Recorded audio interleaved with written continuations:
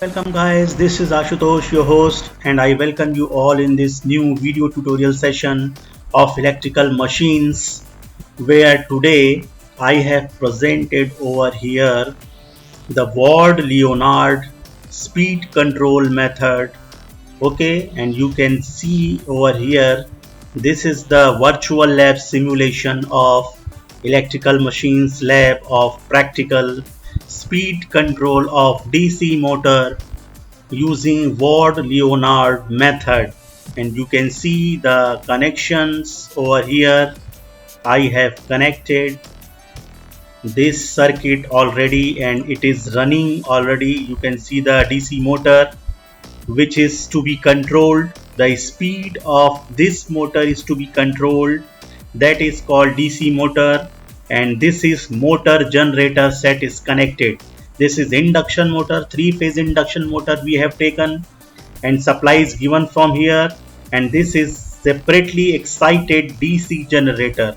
So this is motor generator set, you can see guys, and you can control the speed by changing the field resistance. You can see over here, this is the voltmeter display and this is speedometer or tachometer reading. Okay, when you increase the field resistance, the field current decreases and therefore voltage induced decreases and speed decreases. So guys, we have to reset this connection. So guys, what happens here, we have already reset the connections and the which was got connected previously. Okay, so the circuit connection is reset and we have to reconnect it once again. Okay, so before starting this simulation, we will directly go to our PowerPoint presentation where you can see the methods of speed control. Basically, you know guys, there are three methods of speed control. You can see over here, there is flux control method, where change the flux by changing the field current occurs. Then rheostatic control or armature resistance control, you know very well. This is another method, and we have already done the simulation by using this control, armature resistance control, and where what happens, change the armature path resistance, which in turn changes the armature voltage. And there is another method, third method, that is called voltage control method, and where what happens, change the supply voltage. We change the supply voltage, and what happens guys, basically what happens, this is the formula for speed and back EMF. You can see over here, this is the relation for speed, directly proportional back EMF upon flux, and you can write in place of back EMF Vt minus IaRa. So it becomes n proportional to Vt minus IaRa upon flux. So guys, basically this is also the method of speed control described here. And basically what happens in this category, third category, where supply voltage can be achieved by Ward-Leonard method, power electronics converter and controlled rectifier. So today's our practical is Ward-Leonard method, where we will control the voltage and we can change the speed of DC motor. So basically guys, this is the circuit diagram. This is the circuit diagram you can see here. This is the motor generator set.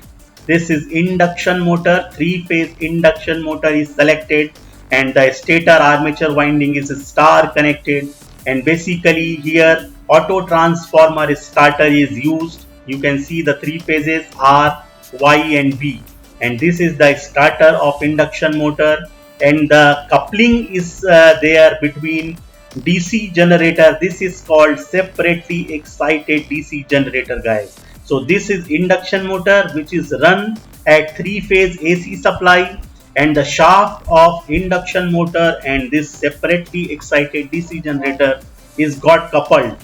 Okay, this is the shaft is mechanically coupled, you can see over here, and the induction motor is started first, so it will drive this generator, and this is the field winding of separately excited DC generator. And guys, this is the armature terminal across which the voltage is to be generated, and this voltage is fed to the another DC motor here connected. You can see over here, this is another DC motor, separately excited DC motor is preferred generally, and the field winding of DC motor is this. This is the separately excited field, and this is the armature of DC motor.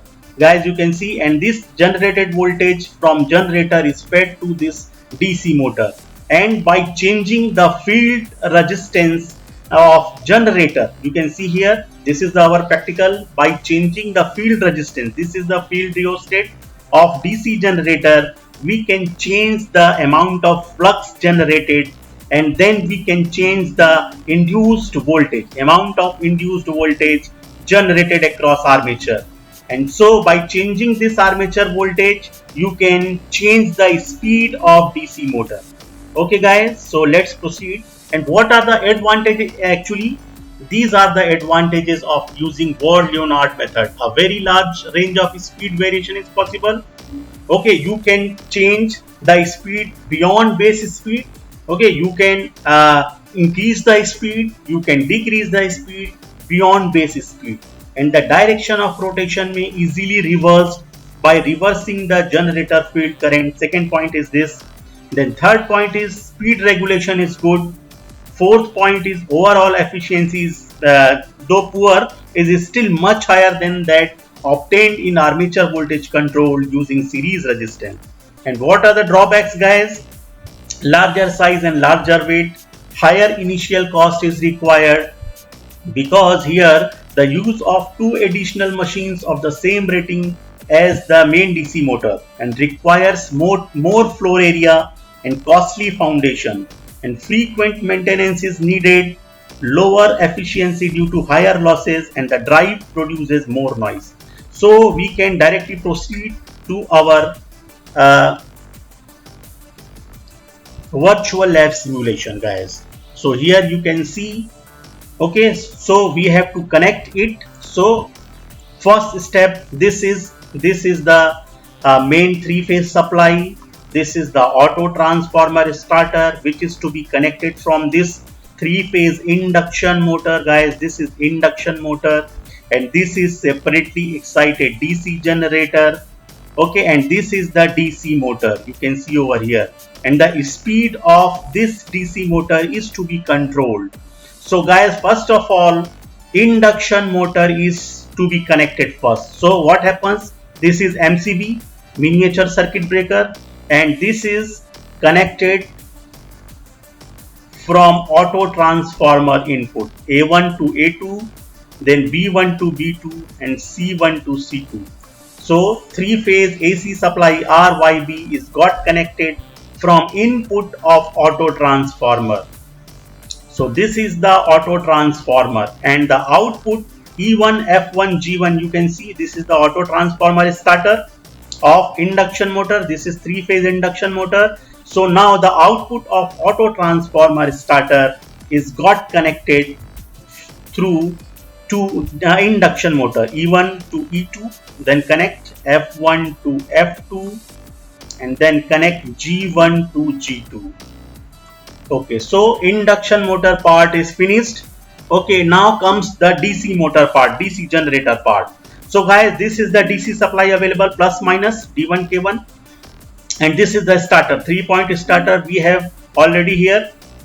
This is line terminal, this is field terminal, the midpoint is field terminal, and this is armature terminal. Okay, so you have to understand clearly. Okay, you must understand this. This is L, this is F, this is A. So first connect one supply, you can connect one of them, either of them. Okay, D1 K1, so we are connecting D1 to D2.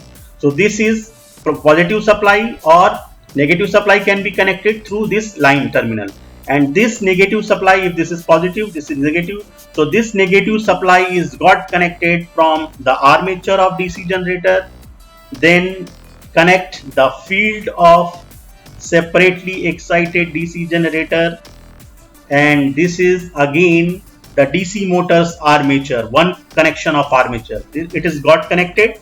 Okay, you can see in the diagram, guys. You can see in the diagram what happens. In earlier diagram, you can clearly see this is the field terminal at right side. This is the field terminals, F1, F2 are given, and this is the armature terminal, A1 and A2 are given. So you can see this is armature terminal, this is field terminal. Okay, so see in the same fashion, here it is not given, it is not provided. Okay, it is provided A1, B1, C1, D1, etc. So it is, you have to assume this. Okay, now connect the field circuit. This is field circuit of starter. So there is this is DC generators field resistance, field rheostat is given. This is and this is separately excited DC generator. You can see over here. This is separately excited DC generator, and this is separately excited DC field. Okay, of this generator. So connect this field to positive terminal of rheostat, field rheostat.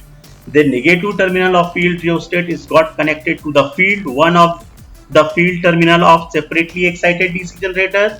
Then again connect this F point to DC motor's field point and complete the circuit N1 to M1 like this. Okay, so this is got connected. Now we have to connect the armature part. Okay, so voltmeter is going to be connected. So connect this to J1, J2, J1. This is armature. This point is armature point.